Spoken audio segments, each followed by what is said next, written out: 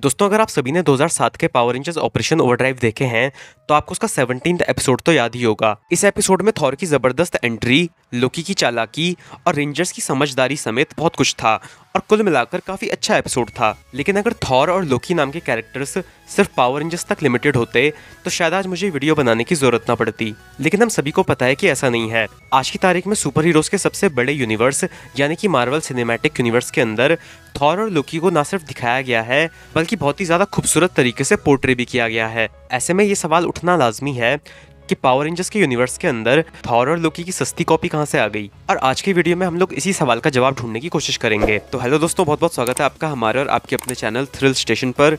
मैं हूं अजय और आज के इस वीडियो में हम लोग बात करने वाले हैं पॉप कल्चर में माइथोलॉजिकल डिपिक्शन के बारे में। तो बिना ज्यादा समय गंवाए आइए शुरू करते हैं।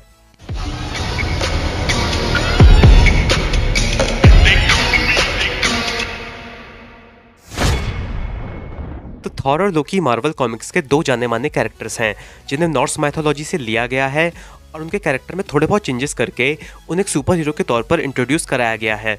अब अगर किसी को माइथोलॉजी टर्म समझ में ना आया हो, उनके नॉलेज के लिए मैं बता दूं कि माइथोलॉजी एक तरह के कल्चरल बिलीफ को कहते हैं जिसके अंदर एक पर्टिकुलर कल्चर या फिर रिलीजन से जुड़े हुए गॉड्स और उनकी स्टोरीज एग्जिस्ट करती हैं। इंडिया की हिंदू माइथोलॉजी इसका एक बहुत ही अच्छा एग्जाम्पल है जिसके अंदर इंद्रदेव, सूर्यदेव और पवन देव जैसे बहुत सारे गॉड्स एग्जिस्ट करते हैं। इंडियन माइथोलॉजी का एग्जांपल इसलिए दिया क्योंकि हमारे चैनल पर आने वाले 60% से भी ज़्यादा लोग इंडियंस हैं और मैं भी एक इंडियन हूँ। इसलिए मुझे ऐसा लगता है कि इंडियन माइथोलॉजी के बारे में बात कर पाना मेरे लिए कंपैरेटिवली थोड़ा ज़्यादा ईजी है। मैं जानता हूँ कि इंडिया बहुत सारी एथनिसिटीज़ और रिलीजन के लोगों का घर है, लेकिन हम सभी को एक दूसरे के कल्चर और कस्टम्स के बारे में थोड़ा बहुत पता होता है और इसीलिए मैं ये उम्मीद करता हूँ कि हिंदू माइथोलॉजी के एग्जाम्पल से आप लोग माइथोलॉजी के कॉन्सेप्ट को समझ गए होंगे। अगर आप लोग इंडिया के बाहर से वीडियो देख रहे हैं या फिर किसी और रिलीजन को फॉलो करते हैं तो आप अपने अपने कल्चर और रिलीजन के अकॉर्डिंग चीज़ों को कनेक्ट कर सकते हैं। तो जिस तरह से इंडिया में हिंदू माइथोलॉजी है, रोम में रोमन माइथोलॉजी है, ग्रीस में ग्रीक माइथोलॉजी है, उसी तरह से नॉर्वे और उसके आसपास के रीजन्स में नॉर्स माइथोलॉजी को माना जाता है जिसके अंदर बिजली के देवता थॉर, उनके भाई लोकी और उनके पिता ओडिन एग्जिस्ट करते हैं।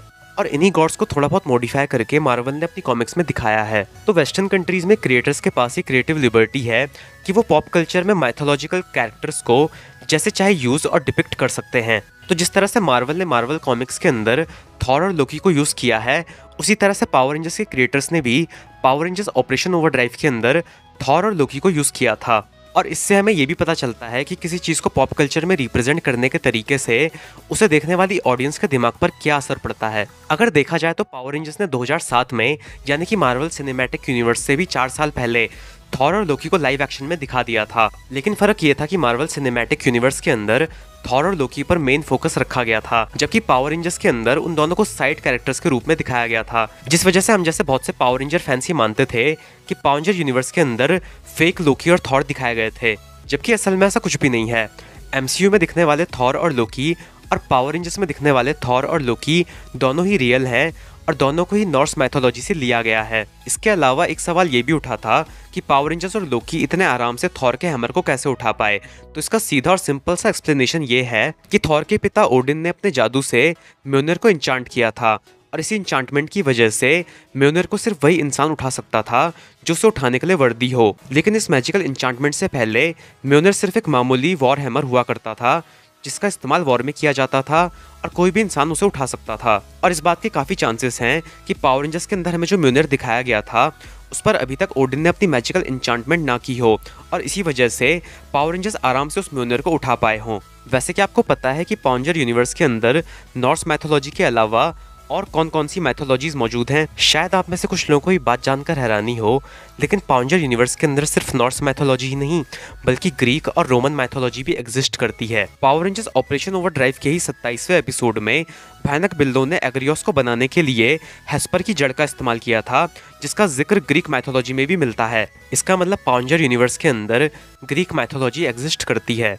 वैसे अगर आपको एग्रियोस के बारे में और ज़्यादा जानना हो तो आप मेरा पिछला वीडियो देख सकते हैं, उसमें मैंने एग्रियोस के बारे में काफ़ी डिटेल में बताया था। इसके अलावा power rangers let's speed rescue में भी हमने गॉड ऑफ सी यानी नेपट्यून को देखा है जो कि एक रोमन गॉड हैं, जिससे ये पता चलता है कि पावर रेंजर यूनिवर्स के अंदर रोमन माइथोलॉजी भी एग्जिस्ट करती है। और ये सब कुछ सिर्फ और सिर्फ इसलिए मुमकिन हो पाया क्योंकि वेस्टर्न कंट्रीज़ में माइथोलॉजी को पॉप कल्चर में डिपिक्ट करना काफ़ी आसान माना जाता है, जबकि इंडिया और दूसरी एशियन कंट्रीज में ये काम कर पाना इतना ज़्यादा आसान नहीं है, क्योंकि हमारा कल्चर और रिलीजन हमें हमारी फेथ और बिलीफ से जोड़ता है।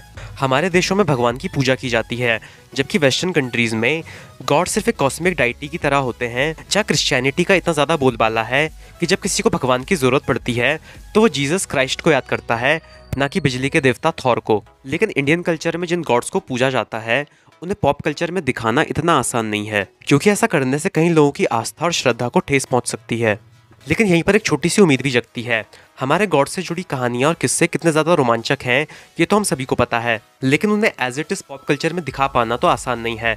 लेकिन थोड़े बहुत मॉडिफिकेशंस करके अच्छी कहानियां बनाई जा सकती हैं, जो कुछ हद तक हमारी रीडर्स कम्युनिटी में हो भी रहा है। अगर आपको पढ़ने का शौक है तो आपने भारत के जाने माने लेखक अमीश त्रिपाठी और उनकी शिवा ट्रिलॉजी के बारे में तो सुना ही होगा। देखो, मैं एग्जैजरेट तो नहीं कर रहा, लेकिन जिन्होंने ये किताब पढ़ी है वो जानते हैं कि अमीश जी की कहानियों में कुछ तो बात है। और अगर शिवा ट्रिलॉजी पर एक अच्छे बजट के साथ, एक अच्छे डायरेक्टर के साथ और एक डिसेंट सी स्टार कास्ट को लेकर फिल्म बनाई जाए तो वो फिल्म हॉलीवुड की हैरी पॉटर और लॉर्ड ऑफ द रिंग्स जैसी फिल्मों को भी कांटे की टक्कर दे सकती है।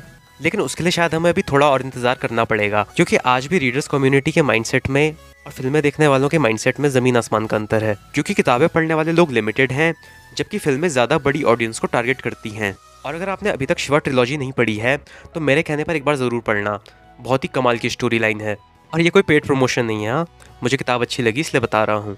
इस सब के अलावा ब्रह्मास्त्र और हनुमान जैसे कुछ अपकमिंग प्रोजेक्ट्स बहुत जल्द हमारे सामने आने वाले हैं, और हमें उम्मीद है कि ये सभी फिल्में भारतीय सिनेमा को एक नई राह पर लेकर जाएगी और किसी भी आम इंसान की धार्मिक आस्था को ठेस पहुंचाए बिना मैथोलॉजिकल एलिमेंट्स को बेहतर तरीके से डिपिक्ट कर पाएंगी। हालांकि मुझे पता है कि ये काम इतना आसान नहीं होने वाला।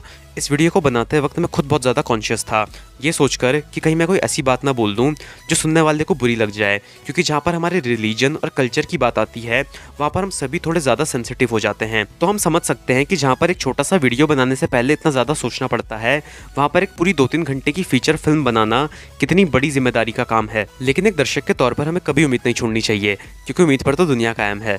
इस वीडियो में फिलहाल इतना ही। उम्मीद है आपको आपके सवाल का जवाब मिल गया होगा। इस वीडियो पर आने और यहाँ तक बने रहने के लिए आप सभी का बहुत बहुत शुक्रिया। अगर आपको वीडियो अच्छा लगा हो तो इसे लाइक करें, अपने दोस्तों के साथ शेयर करें और हमारे चैनल को सब्सक्राइब करें। आपसे जल्दी मिलेंगे फ्रेंड्स एक नए वीडियो के साथ। तब तक अपना ख्याल रखिए। Thanks for watching.